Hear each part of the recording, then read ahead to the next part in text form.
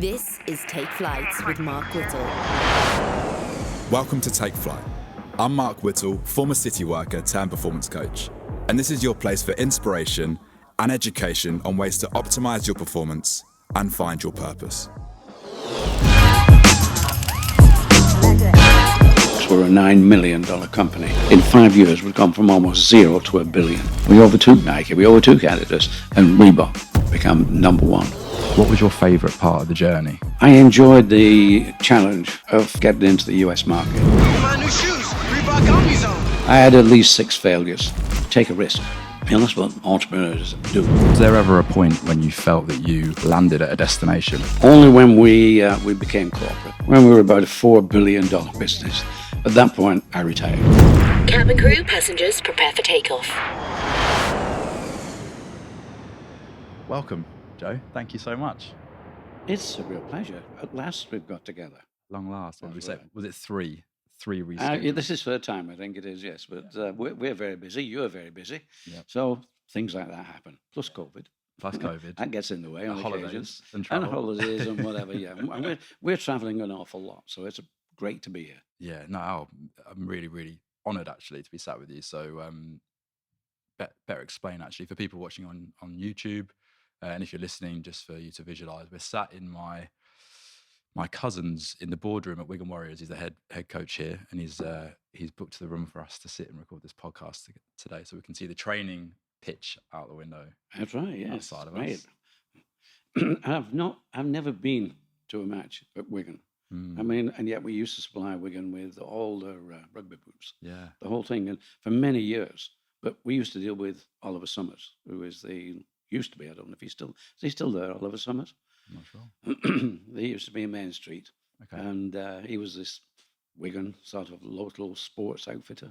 Mm-hmm. And we used to supply him with all the rugby boots in fact, we supplied, I would say 95% of rugby league with the boots, with Reebok boots. Yes. Wow. In those days, way back, probably in the 60s, that would be. Yeah. Yeah, 60s and maybe early 70s. But, Yeah, amazing. I mean, there's going to be so many stories like that come up today, I'm sure. So I'm very excited to get into it. Well, I mean, we're in our local territory. You know, we're next to what used to be Reebok Stadium, just up the road there. By design, I came up here to see you in your neighbourhood by design. Keep you local. Right. But yeah, I'm so honoured. I was saying just before we clicked record, I absolutely loved reading your book, Shoemaker. So thank you for writing that. That was amazing. Tell everybody that's what you did. You read the book, you got the book, and they must get the book. Because they must, absolutely. That's our mission now. Mm-hmm. We're on a mission. Right? We were on a mission to build Reebok one time. Now we're on a mission to sell Shoemaker. Yeah, well, I can't recommend it enough. I loved reading all through your story, and so much of it surprised me. I think a lot of the Adidas or Nike stories are out there.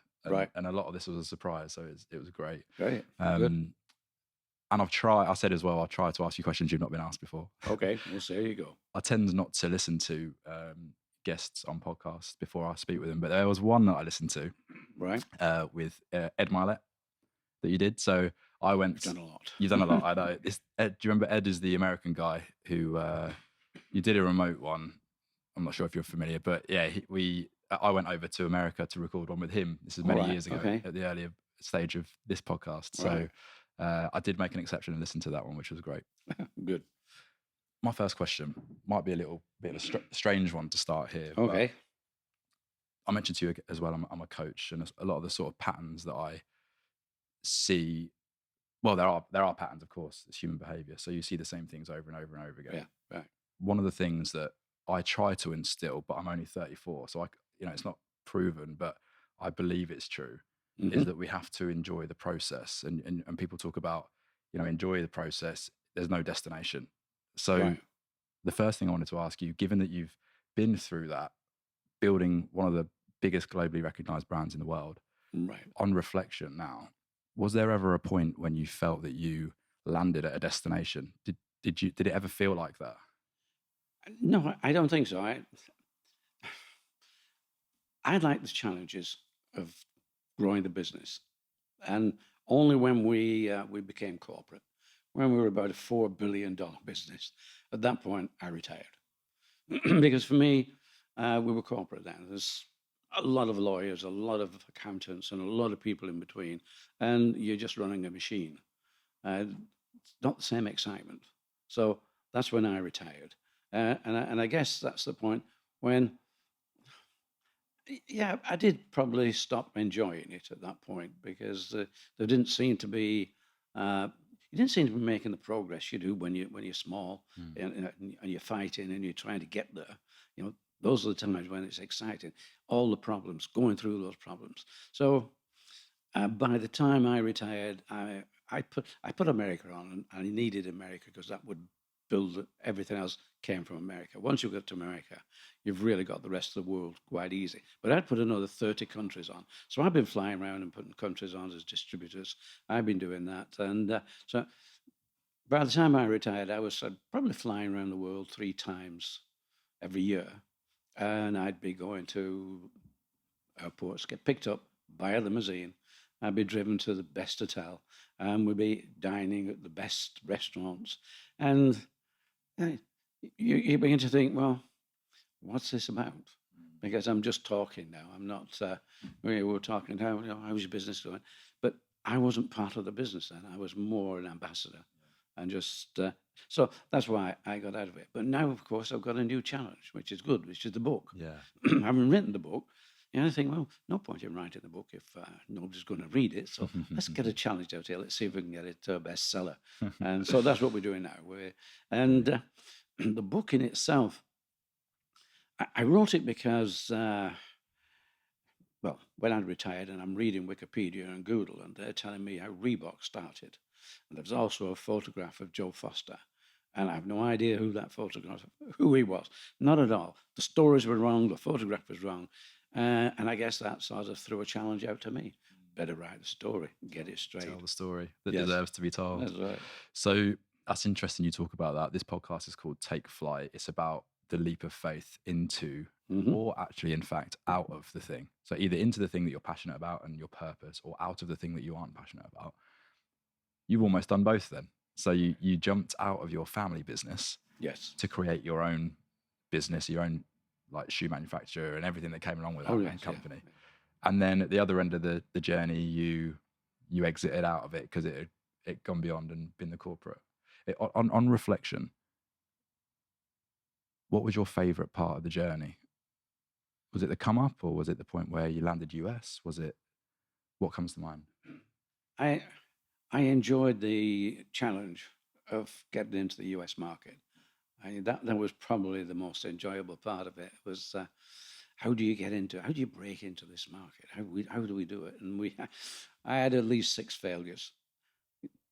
The attempts. I mean, I first went to America in 1968. That was to the Chicago NSGA, National Sporting Goods Association of America. That was like a conference, isn't it? No, it's where all the manufacturers all around the world, they come and they show the goods, and people come in.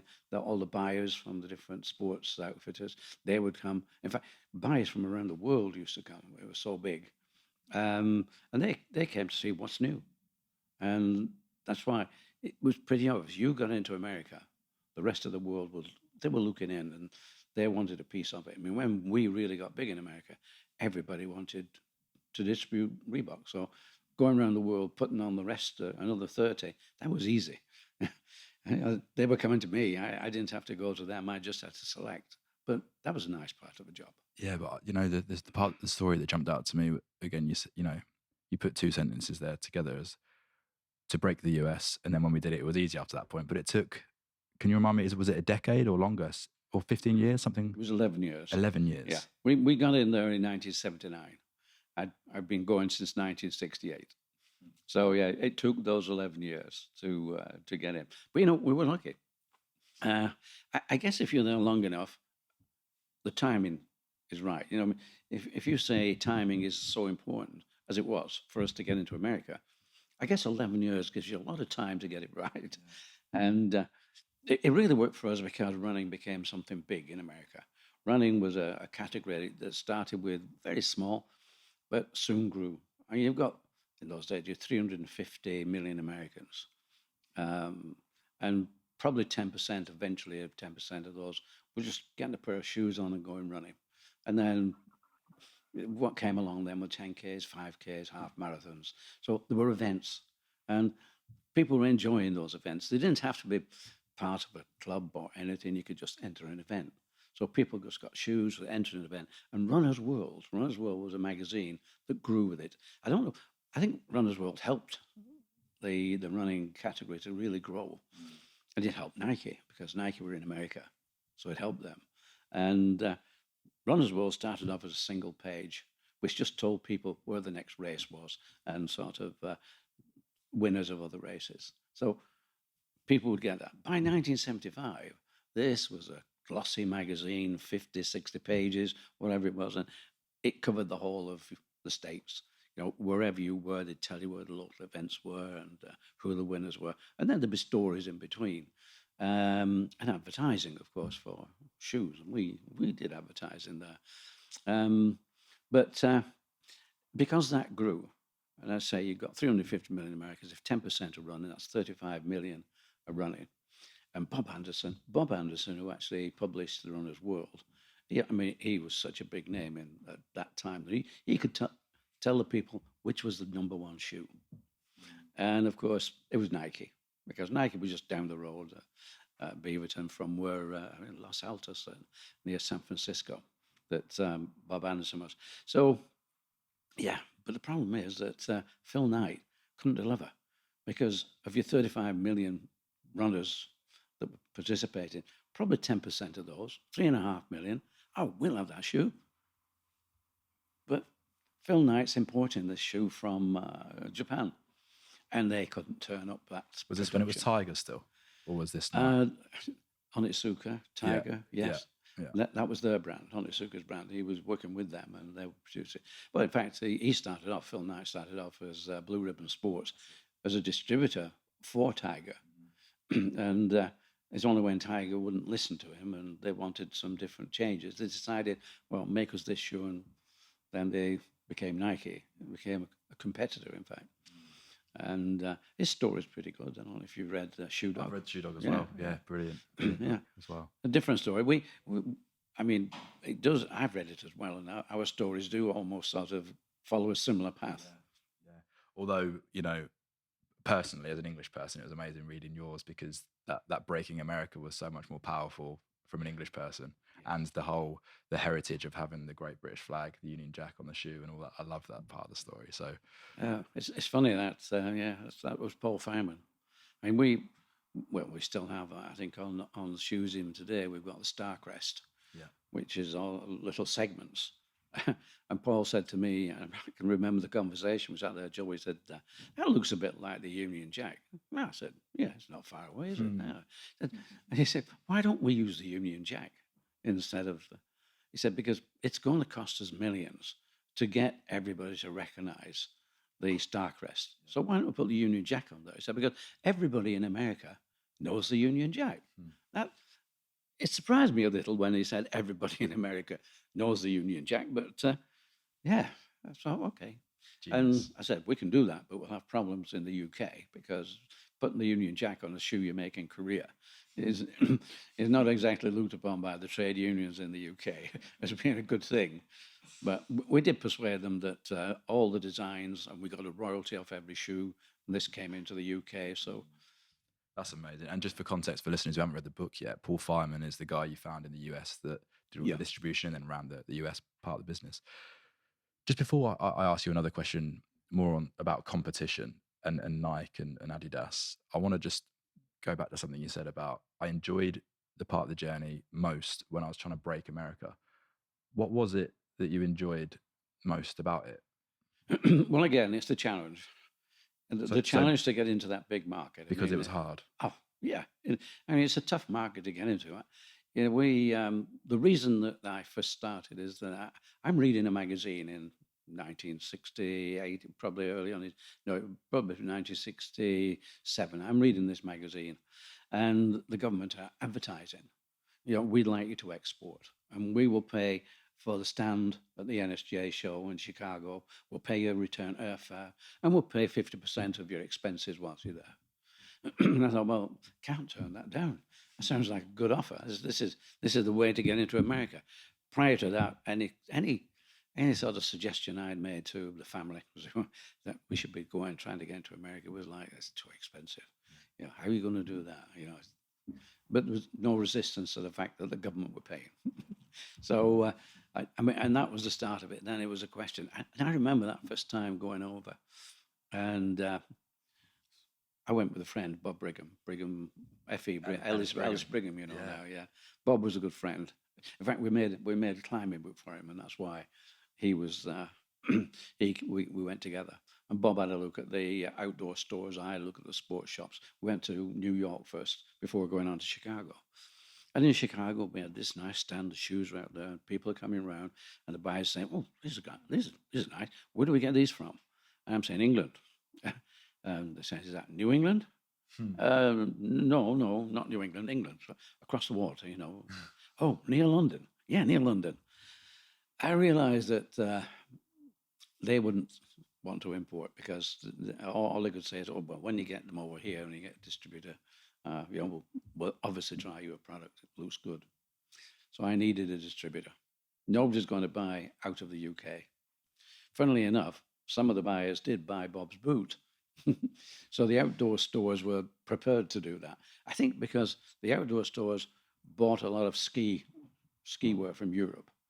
So they were probably a bit more used to it than the sports stores. The sports stores, no, they wouldn't do it. So it was then trying to find a distributor, and that was where, as I say, I had at least 6. And one of them I had for 4 years. We tried that long and that hard, and it still didn't work. What was the biggest failure out of those 6, do you think? Probably the guy who I spent 4 years with. His name was Shu Lang. I think his family was sort of a Russian origins, because everybody over there is a family's immigrated into America, and I think from Russia. And he tried hard, and it's in the book. I mean, in fact, Julie and I were over there about 3-4 years ago now, and we called in on his daughter. And Shu Lang, he'd kept every bit of correspondence, every bit, with passed backwards and forwards, because in those days you wrote letters. So all this stuff. And they were quite good for the book, because all this backwards and forwards, all the effort we were putting in. So that, it's a pity that it didn't work. It was a real shame that didn't work. But that's part of the experience. What kept you going each time it failed to break the status? I think your DNA does that. You're either an optimist or you're not. And if an optimist, the glass is always half full. No, we'll try again. So I think it was the knowledge, the excitement that to get into that market. Once we got in there, you could see the rise of Nike. I mean, they became colossal because they were actually in the market, on the market. And we were trying to get in there from 2,000-3,000 miles away across the water. And people said, well, why didn't you go into Europe? Well, the problem with going into Europe was the fact that as we know, there's nearly 30 countries, part of Europe, each with a different language, different cultures. And so it's not just one market, it's breaking into all those. It's becoming more one market, So that time makes that happen. Everybody travels. And so maybe today we might have even tried to get into Europe better, because there have been some big exhibition shows in Europe. But for me, more or less in America, they all speak English, more or less. It's a bit of a different English, but more or less. So at least we would be understood. Yeah. And so that was the reason for choosing America. Yeah. And I suppose when you say it's DNA, say when I said what kept you going, is that born? Is it? Is it born? You were born with I think you have to have a certain amount. Yeah, I think it is. The DNA is part of the family. Whatever you come in, however you pick it up, you've got to be born with that. I think I suppose sometimes it's stupidity. I'm not going to fail. No, we're going to try again. The market's still there. It's why think you've lost it? And so. Yeah, and we were doing quite well in the UK. We were probably the number one athletic company in the UK.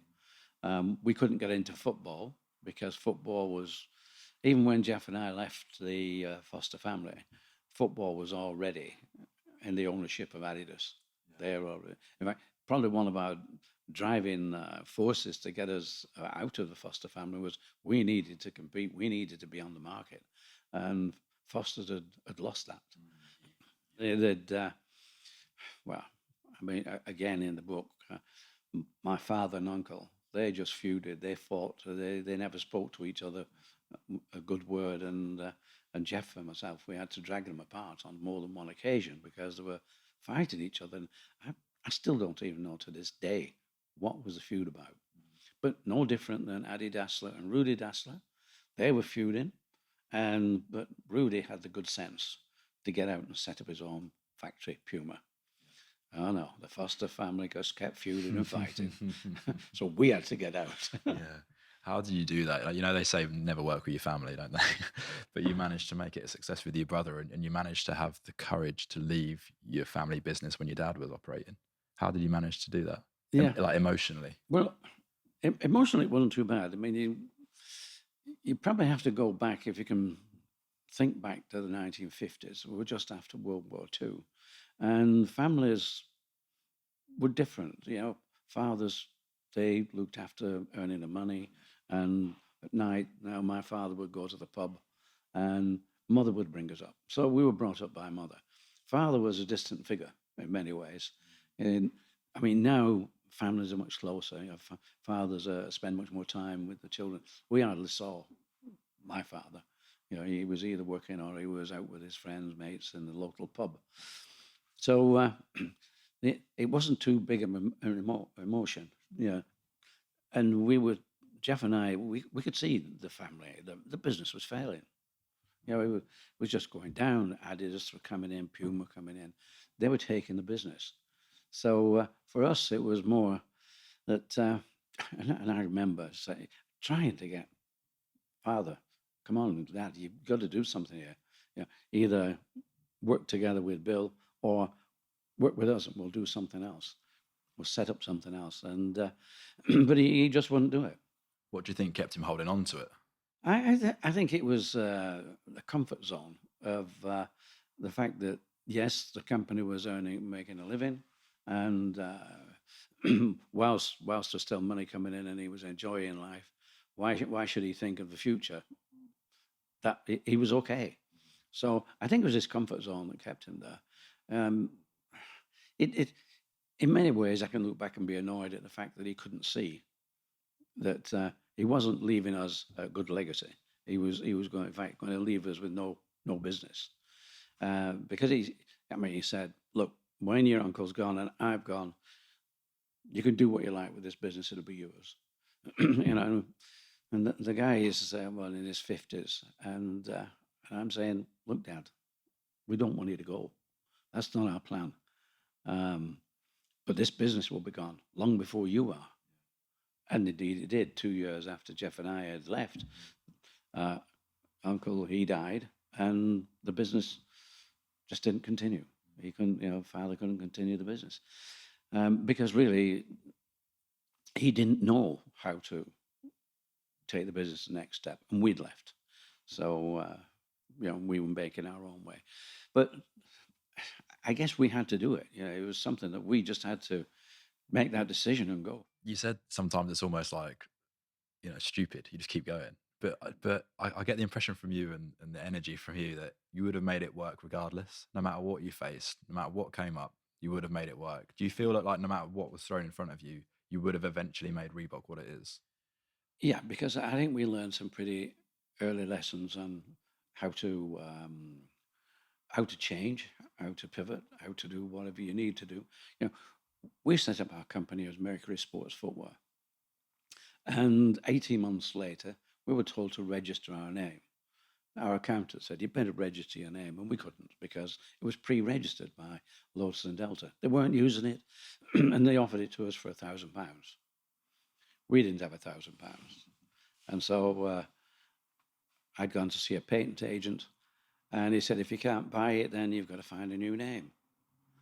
And I mean, I can tell you the whole story. I can tell you the point of the story is we had to change our name. So we had to find a way through the problem. 4 years into our business, we have a letter from Adidas. Well, they're lawyers, because our silhouette was 2 stripes and a T-bar.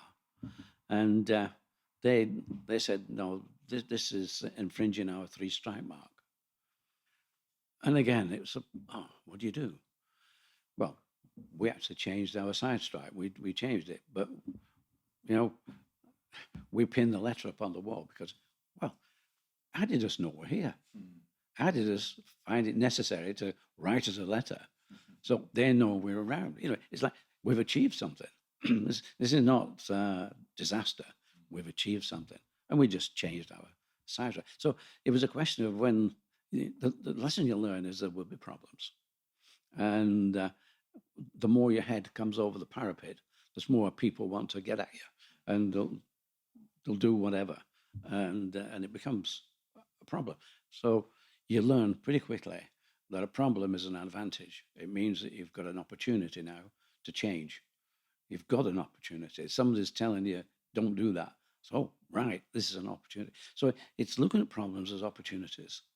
And I think that's what happened soon, quite early on in our existence, which meant that, right, we learn how to do this.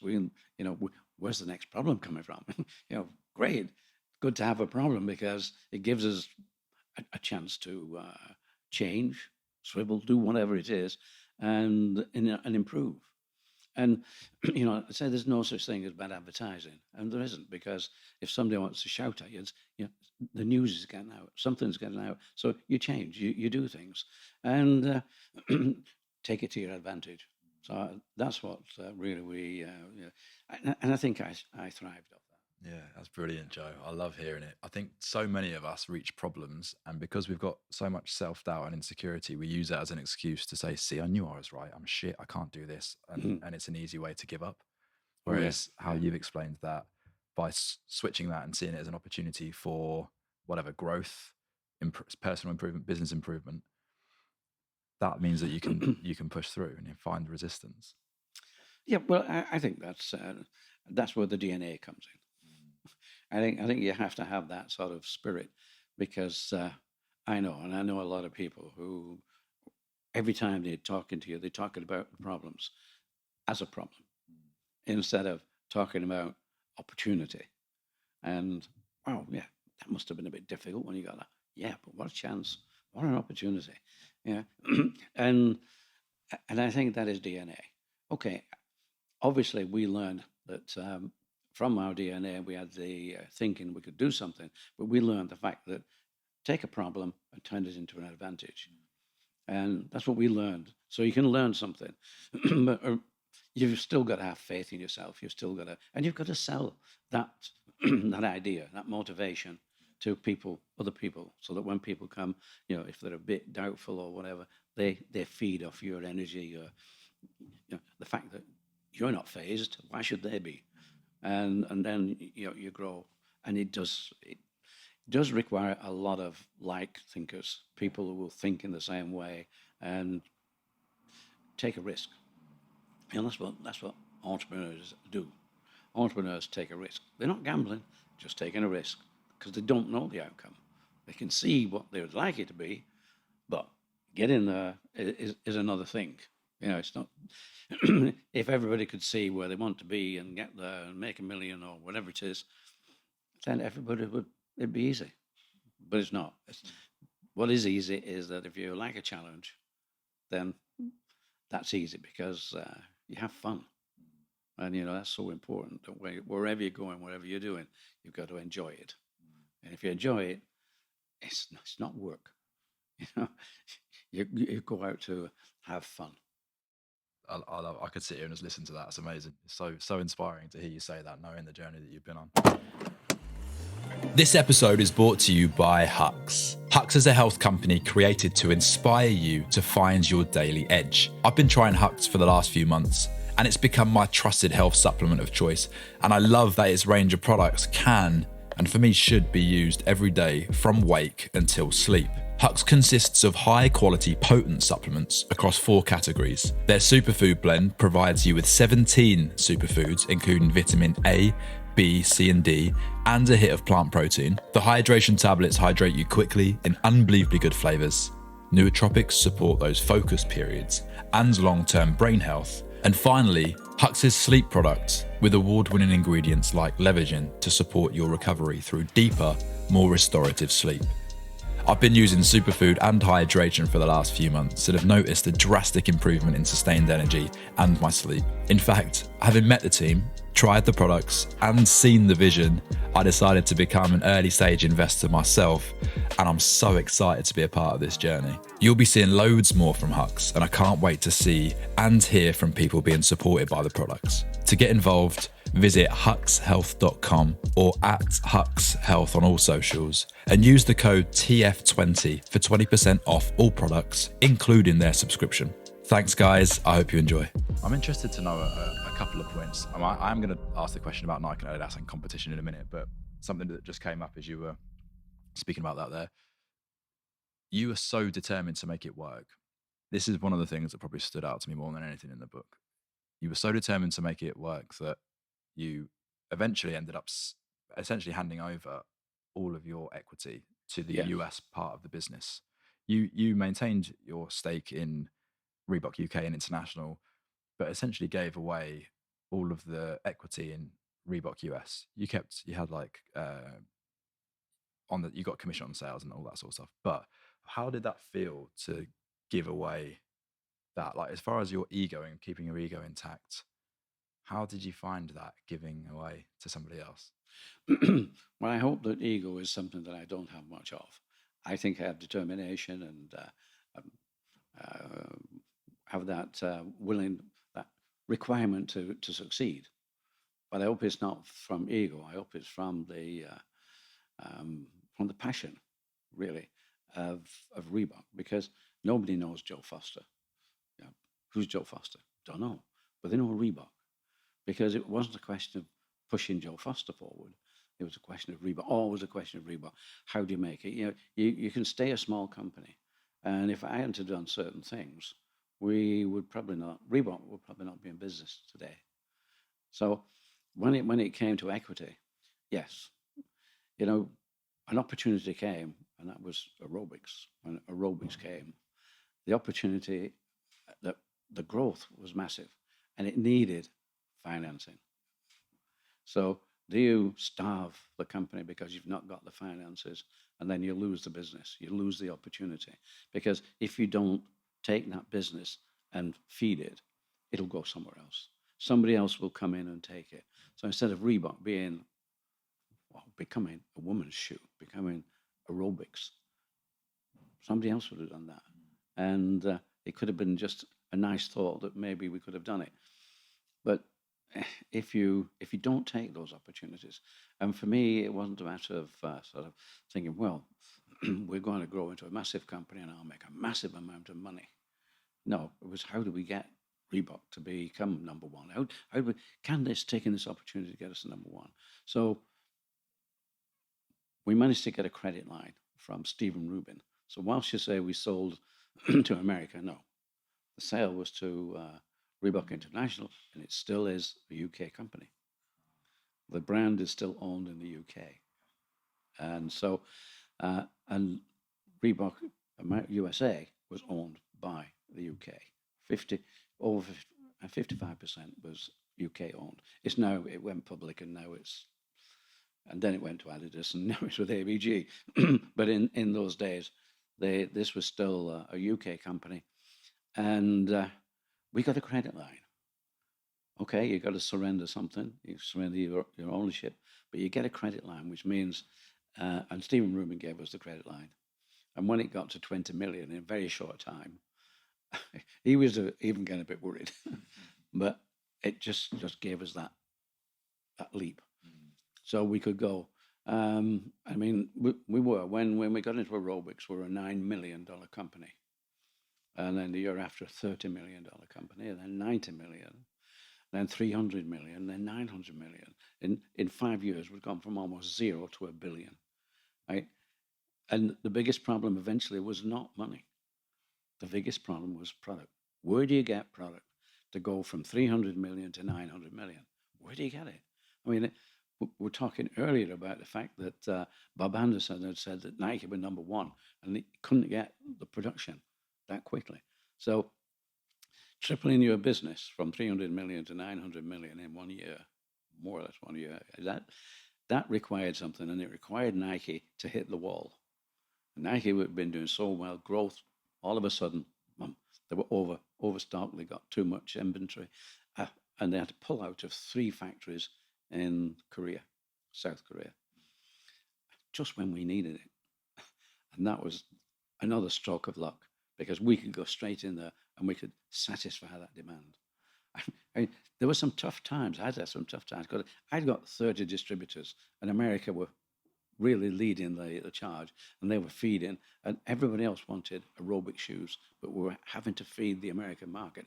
And I was having to tell the guys, look, sorry we can't deliver to our other distributors, but we must not lose the American market. We must really keep feeding that and let it grow. And you'll get the benefits down the road. I know you're suffering now, but you'll get the benefits. So it was feeding that market to get it to that size.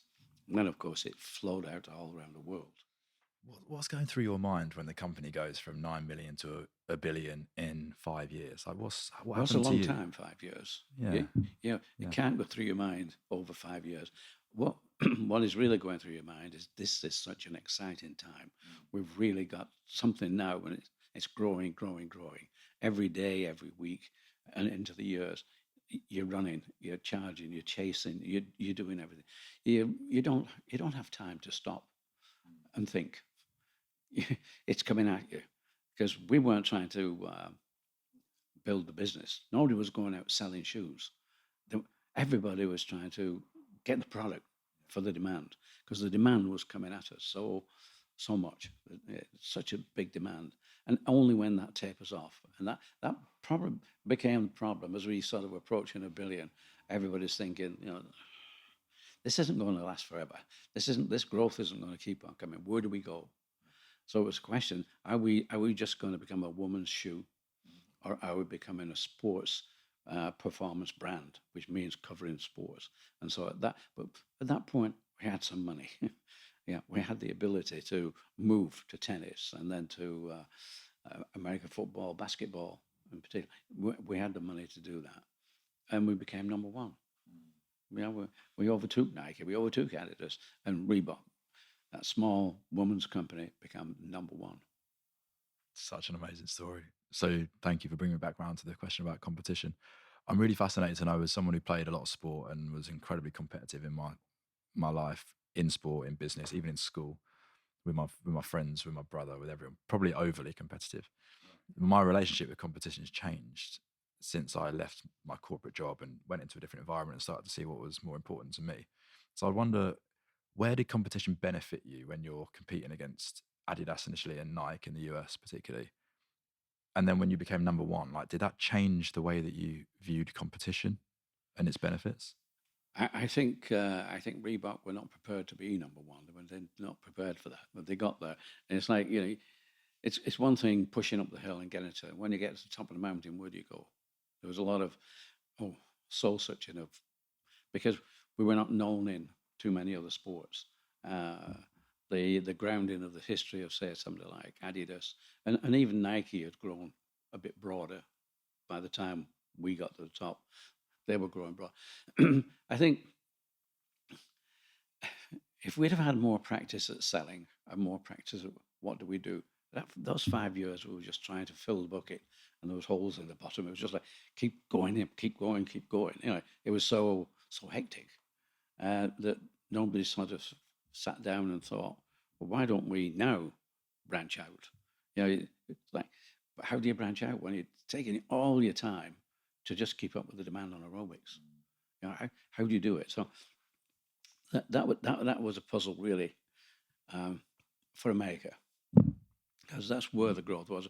And Paul Feynman, he had to keep that growth going. So it was a difficult one. We had meetings and talks on the subject, but predominantly it was how do you satisfy this market, this aerobics market, this, and so when it comes to saying, well, what is it like when you get to the top? Does it change? Yes, it changes because you're beginning to say, well, we're here now. We're in the stratosphere. There's nobody with us. We're at the top. How do you stay there? And unfortunately, Reebok didn't stay there. It was one of those things that to get into the other into performance sports took different people, different energy. You've got to bring in different people then, people who know something about American football. And I wouldn't say that it failed. It didn't fail at that time. But I think really the biggest problem for Reebok at that time was finding the right people to run a corporate business, because I didn't want to be part of a corporate business as something different from the challenge. And I think Arnold Martinez, who had left the company by that time, he left the company, and he came back for, I think it was Paul's 25th anniversary at the Reebok USA. And he addressed everybody by saying, problem with Reebok is it's had more presidents than a South American country. And he said, no, let me reword that. It's had more presidents than all of the South American countries. So I guess what he was saying is there was too much change at the top, too much. There was not enough stability up there, people coming in. And I don't think Paul found that for him, they didn't fit the bill. And Paul kept on going back in. And I don't think this did the company good. So somewhere at that point, they failed to get the magic, let's keep going. That's whereas I think Nike with Phil Knight at that point, they had that nice stable area, although he ran into a lot of things with his team. His team wasn't always that keen to work together. Did you ever speak with Phil Knight or the Dazzler brothers? Did you ever have conversations with them when you were all on that competitive No, path? I've never met Phil Knight, and I've never met the Dazzler brothers. I only met one of the sons, what was he called? One of the Dazzlers, Horst Dassler. By the time we were at a big, we were well known. By that time, Adi Dassler had passed away, and I think Rudy Dassler also had passed away. And I never got to meet Phil Knight. I'm still waiting to do that, and hopefully one of these days when we're over in America, I shall get to have a word with him. I know he spends his time in Beaverton. So it's Beaverton, and otherwise he's in Florida. So I guess when the weather's not so good, he gets down to Florida, and because Oregon is, I think, a bit like Lancashire. It's very wet. Yeah, yeah. I've been to Oregon. It's nice though. It's nice. It is nice. Yeah. I want to ask you a little bit about purpose, that feeling of purpose, which is kind of almost, it kind of follows passion, I think. And you mentioned passion earlier about how we can rid the ego. We focus on what we're passionate about because it changes the way that we see things. So do you think it was your purpose to be a shoemaker? You've got a fantastic story with your grandfather particularly, who's incredibly innovative and running the family business. And it sounds like you're kind of quite similar to him. Is there a feeling of a purpose, or that this is like fate? You were meant to walk this path? I guess I do believe in fate. I think the fate was there because as a youngster, you don't think much of it. The company makes running shoes, fine, athletic shoes. I eventually got into the company at 17. At 18, both Jeff and myself had to do national service. I think that gave us a different view on life, because at that point you learn how to be self-sufficient. You're not sort of expecting your mother or your father or somebody to just provide whatever. You've got to look for opportunities, and you start to learn to take opportunities, and you learn a lot of different things. And it's when we came back, we both came back, we saw the company failing. And I guess there was sort of a mixture between, do you want to be making sports shoes, be a sports brand? Is it a brand you're talking about? Just competing with Adidas and Nike? We needed something to do. We could see the company was going to fail. And that way, if we had not done anything, I don't know. Maybe I'd have been a postman or driving a bus or you name it, you know. And I don't think that fitted the bill quite as much as well. You know, let's do it. And even when we left the business, we did not know that much about our grandfather and his business. The talk was there. It was only when Reebok became a good size that we could then put a team on research, and we researched his history. And it's amazing history. And some of the stuff that he did was absolutely incredible. And he was an influencer. Definitely, he was an influencer. So, what was the purpose? I guess initially the purpose was to have a job. We'd grown up with a shoe factory, so it was a job. But as you probably read in my book, I was a lousy shoemaker. I didn't want to be a shoemaker. I guess my life was, and I think also in the book is the DNA of an improver. In other words, we wanted to go better, those steps better.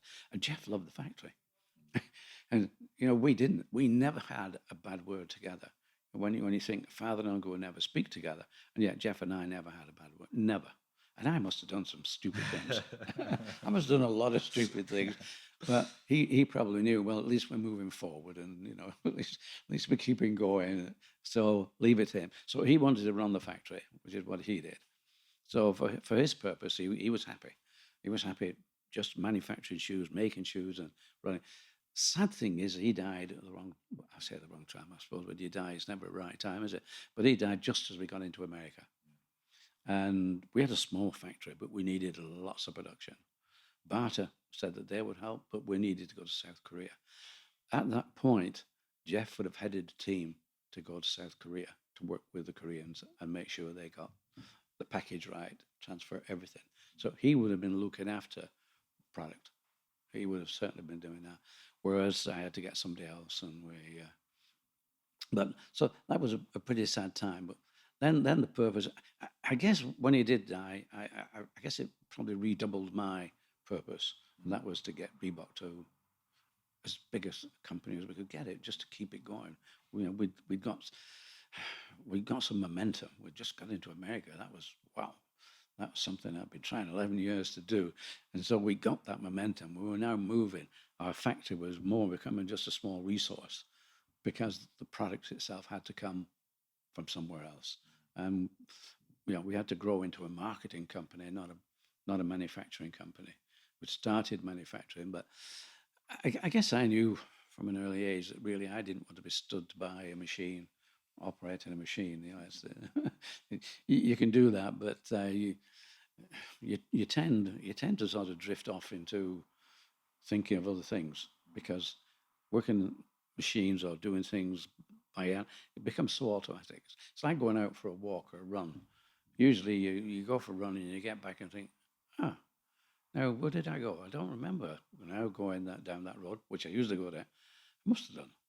But your mind is on something else. It's and this is a good thing about going running, is that you can just let your mind drift, and you go into your dreams, you go into your thoughts, and you don't really realize what you're doing. Like a meditation, isn't it? Yeah. Joe, is there anything you would change or anything that you regret about the journey? Is there anything to regret? I think regret's really a waste of time, because what are you regretting? You're only looking back on history, and you can't change it. So having a regret, no. And we became number one. We overtook Nike. We overtook Adidas. We were number one global footwear brand, sports footwear brand. What's to regret? I could have made different decisions, gone in different ways and different directions.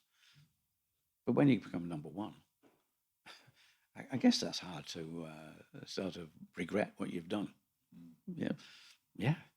People said, "Why do you do this?" You ask, "Why do you give your equity? Why do you?" Well, the equity because there was a mission. I can stop halfway up the mountain because I can't afford the new gear that I need to get to the top, or we can aim for the top, and it doesn't matter because most of these people who had the equity have sort of gone away from the company now, but I'm still founder. You know, at the end of that day, I am still the founder. And having written the book, it's amazing. I didn't write it to teach people how to do things. I just put down what we did. And now we're getting a lot of people who just love it because there are so many lessons in there. And I didn't start writing the book to tell people how to do things. I said, this is what we did. And no, I mean, we've done London Business School and was at UCL, University College London. We've been there to the MBA students. Wow. And, I mean, they usually get taught, first thing you do is your exit plan.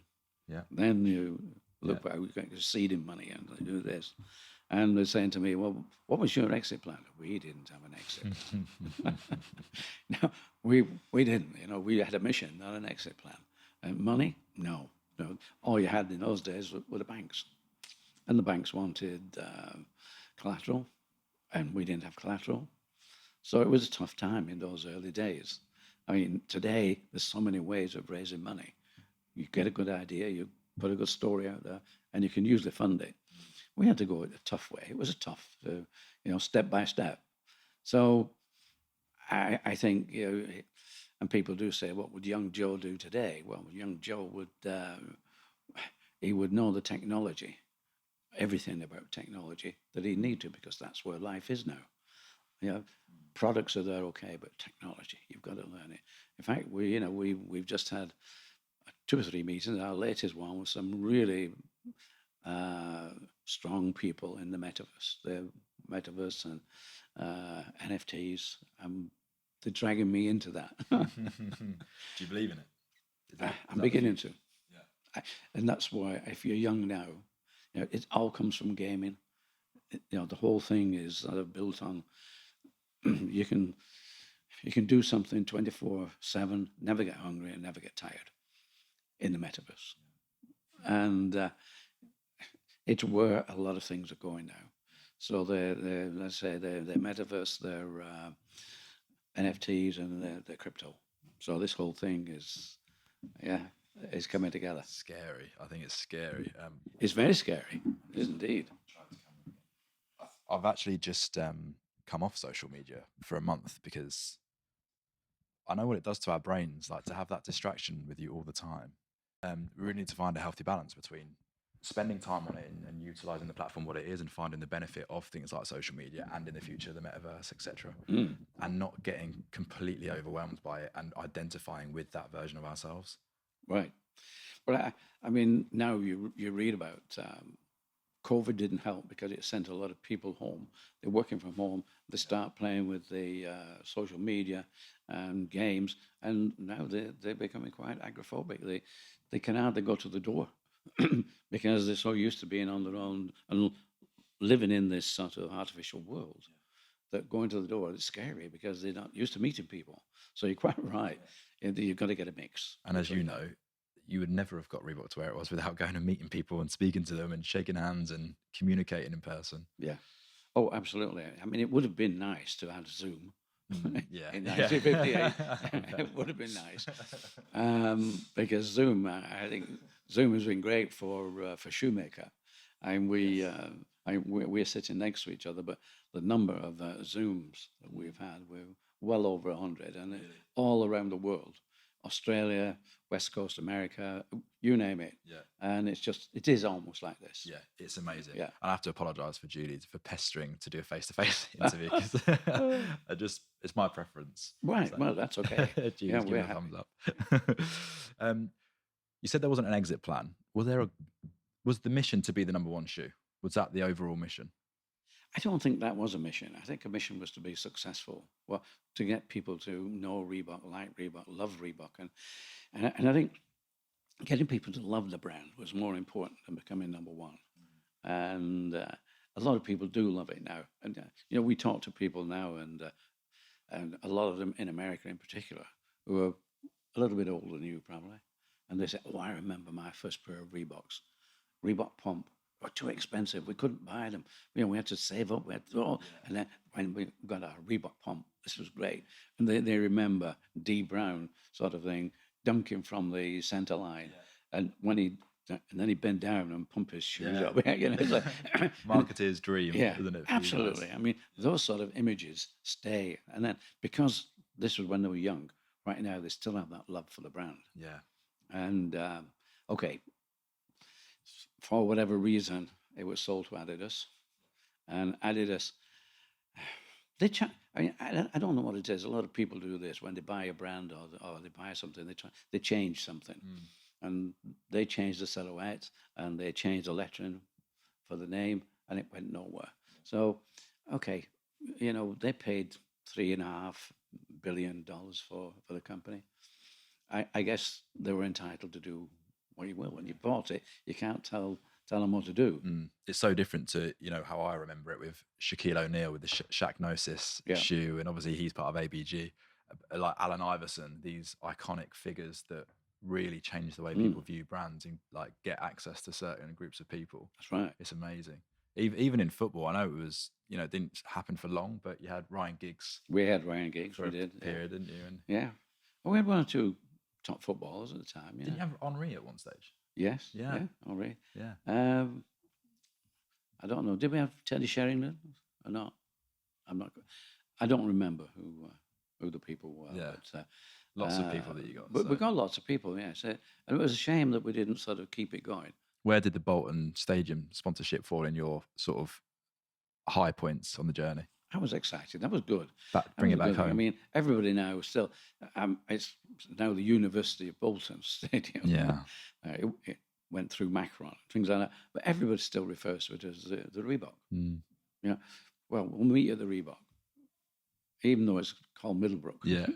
We'll meet you at the Reebok. Yeah. So I think we're so lucky with getting the name. That it's so sort of easy to say Reebok. It just a couple of syllables and people like University of Bolton now it doesn't sort Yeah, of ring but that much. even how you changed the name from Mercury Sport to Reebok, like all of it all sounds like it's meant to be. All of these things, they sound meant to be. Or it's quite. I mean, the story's in the book, and it is a story on itself. And I was only 8 years old, and during 1943, when I got that dictionary, I won a race because, like COVID, you couldn't go anywhere. But there were local events, and I won a 60-yard race, and I went up and collected my prize, and they gave me a dictionary, and I'm saying, dictionary, where's the football? What do I need with a dictionary? It was the middle of the war, hardly any education going on anyway. But and it was only again in 1960 when we wanted a name, and my book was sat there. That I thought, we thought about what should we call it? Because we had to rename the company. We thought of Falcon. That's a good name. Cheetah Sports. And I just my book went, and I thought I like that letter R. That was the beginning. I liked the letter R, and I opened my American Webster's dictionary at R, and thumbing through it came across Reebok. RWBOK. What is that? Well, it's a small South African gazelle. We're a running company. Gazelle. That's it. So that's how we got the name. We put it up there, and that was Reebok for us. So, lucky I won that race, and probably lucky they gave me a dictionary and not a football. Yeah. Again, meant to be. Joe, can I ask you about? I've got a few quotes that you wrote down. I'll just pick one or two before we wrap this up. But you mentioned your brother already. Yes. You just mentioned the war then as well, and there's some really moving parts in your book about when you were a kid and the war was taking place. And of course, towards the end of the book as well, you talk about your daughter as well. Yes. You said in there that death taught you to just get on with it. Well, there's nothing else you can do, is there? It's sad. These things that happen, you wish you could change that. You talk about regret. The regret is that I lost two very important people in my life, and but you can't regret about it. You can't do anything about it. It happens, and these things, some very sad things happen. But I guess the best thing that happened for me was just getting on with it, because at least it takes your mind away of what could I have done. You almost blame yourself by saying, what could I'm sure I could have done something. I'm sure we could have changed that, but you can't. I'm not a doctor. I'm even a lousy shoemaker. So, you know, but I guess it's the fact that I like going forward. You can see something happening, and like I say with Jeff, it probably redoubled my efforts to make it work, in the hope that, well, if he is looking down on it, he could enjoy what he sees. And yeah, yeah. And aggressive regret is on that he didn't see it. I regret that he didn't see it. That is probably the only thing. I can't change that. But it was so sad that because at the time we'd just got in America. Who was to know we were going to be so successful? Nobody. It was just we were there, and then it happened, and we grew. So, it's difficult to say that. Yes, with death, you can't do much about it except get on and work, and well, just hope that what life they had, they enjoyed. Amazing. Thanks, Joe. The other one that I wrote down, another quote you said, which is, most people are scared to go back down the wrong mountain, so they continue climbing the wrong one. Well, a lot of people try and make things work when they can see it. It's not working. They're just trying to make it work. I mean, these days, at least people are sort of understanding what the meaning of pivoting is. You change, and it doesn't matter whether if you have to take a step back, it's only to get perspective, but don't keep on pushing something that isn't working. You've got to find a way around it. It's like any problem you get. You're better off trying to find what's the advantage. Well, the advantage maybe is getting off that mountain and going up the next one, because maybe the next one doesn't have the same problems. If we had tried to go, we made football boots in our early days. We made some football boots at the factory. We were talking earlier about the fact that we made, for most of the league, the rugby league, we made the rugby boots. And okay, but that's a limited size of market. Nothing like the size of football, or the Americans call it soccer now. That's immense. But if we'd have tried to go up that route, we wouldn't have got very far, because Adidas were already there. And people do ask, well, you had competition with Nike and Adidas. I think really if you're trying to grow your business, it's not really looking at your competitors. Know what they are, know where they are, but look for the white space. If you can find the white space, you can actually do something different. And that's why when Reebok found aerobics, that's why it was so essential to really make it happen. Yeah. Because the other guys were just looking at this saying, "No, it's women. It'll be a fad, it'll be over with. In 6 months, 12 months, that'll be done." Well, after about 5 years, they decided that they'd better get into it if they could do. But they could only get a small slice at that time because Reebok owned it. We became known. And what it did change is it changed footwear. Normally, footwear is made out of fairly firm leather, and it takes a bit of breaking in. You probably won't know, going back to the early sports shoes, firm leather, and they took a lot of breaking in. Reebok introduced soft leather. And that soft leather. Now, if your sports footwear is made out of leather, it's usually the soft leather that Reebok developed. So that was a major development. Yeah. Which now you're only talking about the leather. I mean, we did develop a lot of other things, but but what stuck? Well, the pump. I mean, those things. These are marketing things. Yeah, and a lot of people. We visited a shoe. Well, Lank shoes, they're trying to be different. They're going more traditional. And Julie has a pair of those shoe boots on now, but I can't wear those anymore. At my age, my feet, if you try and push them in the wrong direction, everything goes. I've got a new knee, I've got a new hip, so I've got to be much more careful. But the nice, soft, comfortable. I suppose really, in my early days, that would have been going to work in your slippers, because they're nice, they're comfortable, they bend the way my feet bend. I don't have to work on them. So Reebok brought that to sports footwear, and I remember the advertising. Paul did this. When we went into tennis, and we went in with this nice, soft, supple leather, Otherwise, tennis shoes, they hold the shape, that you could hardly bend them. You eventually brought them in. And his advert was, I think if you don't think that these are the best tennis shoes you've ever worn, we'll give you your money back and a can of balls, tennis balls. And the strap line was Reebok puts its balls on the line, which was rather good at the time. Yeah. I remember Paul saying, Joe, we're going to have to buy a lot of tennis balls because we may get a lot of people sending those back. Yeah. And they got 2 cases, I think, back maybe I think about $100 of tennis or 200, whatever. He only went through half a box. So really? yeah. Wow. Hardly anything came back. I watched King Richard, and I didn't realise, but at the end of the film, Venus gets her sponsorship deal, and she becomes a professional, and the deal was with Reebok. Right. Yeah. Yes. It's amazing. That's it. It's a lot of deals out there, and there's still some deals out there now.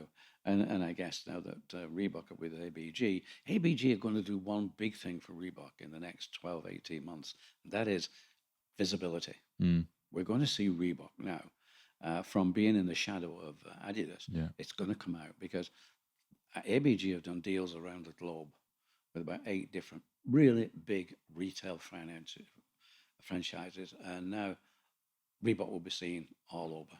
Incredible how much you'll see it. How much are you involved in it now? At the moment, we're still involved with the archive, but not with ABG at this moment, although we've met 1 or 2 of the new people. In fact, JD Sports, which is Pentland, which comes back to Stephen Rubin, they, I believe they're about a £7 billion pound business now. And they've just picked up it's not exclusive, but a big deal to work with Reebok for the UK and Europe and North America. Wow.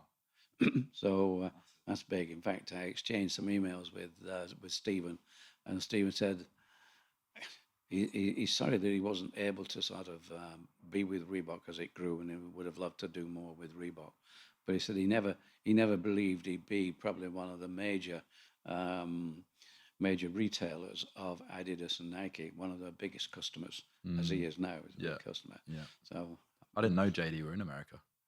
Well, we didn't, but they bought Finish Line Sports. Yeah, they bought Finish Line. Massive retailer. Yeah. So whether they rebrand Finish Line as JD, I don't know. Right. I think they probably should do. I think. Yeah. Well, or Finish Line by JD, something like that. Yeah, because they've got quite a good brand already over there. They're in like every shopping mall, aren't they? Yeah. Thanks, Joe. Okay, we do the same 3 questions at the end of every episode. Okay. Quick fire questions. Quick fire ones. Okay. Yes. Right. So, one thing that you're excited about, it might be something you recently discovered. It could be anything, however you interpret the question. One thing you're particularly excited about right now. Well, I'm excited at the way that Shoemaker has sort of caught the imagination and is progressing, and has sort of got me into a position now where we don't stop traveling now till about March of 23. We're all over. We go to Africa, we're going to North America, we're going to South America, and that's a big tour. Is that for the book tour? That is for the book, yes. Wow. Okay. Yeah, for the book. It's Nice. So we're in demand. So that's exciting. Yeah, it's really exciting. Honoured to have you for today. It's great. One habit you would encourage all listeners to practice daily. It might be to improve their performance, but something that you've valued in your life that is a habit. Well, I think the best habit anybody can pick up is to get up in the morning and feel happy and feel as though feel the excitement of the day. Feel it's a good day. Don't get up and say it's going to be a lousy day, even if you know it's going to be a lousy day. No, how can we make something good? So it's optimism. You've got to be, get that feeling of optimism. There's something good there somewhere. So, as a habit, yes, get up and do something good. Okay, amazing. I love that. Last one of these 3. So imagine there's 2 versions of yourself, Joe. So there's 2 of you in this world. Take yourself back to a particularly difficult time, a challenging time. Could be any one of the obstacles or stories we've spoken about today already. What's the difference between the Joe that pushes through, overcomes, and is the person who sat opposite me today, created Reebok as we know it today, and the Joe that wouldn't have done those things? And so, as one person, it's hard to imagine yourself as the other person. because if there's two of us, I'd have been kicking the other guy. Come on, get up. Let's move on. Yeah, change your attitude. I think I'd have been, I wouldn't have been falling out. I would have been pushing. Come on, get on with it. It's I never had to push Jeff. If you say Jeff might have been my other person, he was happy doing what he was doing. He didn't need to do what I was doing. But whatever you do something that makes you happy, makes you have fun. So I'd if this guy wasn't having fun, I'd be really annoyed with him. Not annoyed as to be sort of saying, "Oh, go your own way." No, come on, you got to change. We've got to get on this. And yeah, I mean, it's difficult. People do ask the question of what would the young Joe be doing now? Like I say, I'd been making sure I knew everything I could about technology, where it's going, the metaverse, all that. Got to know that because it's moving in that direction. And it's good to be sort of, if you want to be in there, or if you don't want to be in there, you must know about it. And so that's it. So yeah, tough. I mean, it's like saying you alter your person, the other person with the opposite sort of thinking. It's hard to say because when you have a certain sort of motivation in life, and I can put it down to DNA. I guess that DNA missed out on my father and uncle, but it came from grandfather probably. Joe, thank you so much. It's been a real pleasure, and thank you for the memories as a child as well, like waiting for the Reebok classics to come out in different colorways, and it was a big part of my youth. So thank you so much. Well, the Reebok classic still has the sole on it that I designed in 1976. Still the same sole. Wow. Just tweaked a little bit, but yeah. Apart from that, I'm surprised. Timeless. Joe, thank you. Thanks so much. It's been a pleasure. Absolutely. You have reached your destination. Hey, it's Mark Whittle. Thanks so much for watching or listening. It's so great to have you a part of the Take Flight movement. Subscribe to the podcast on all platforms, video and audio, to be the first to see new episodes and new conversations with the greatest minds in the world. Follow me at markwhittle_TF on all social platforms, and visit takeflightworld.com to join our growing community of hustlers, performers, and go-getters. I can't wait to see you next time. Until then, stay positive, stay motivated, and of course, take flight.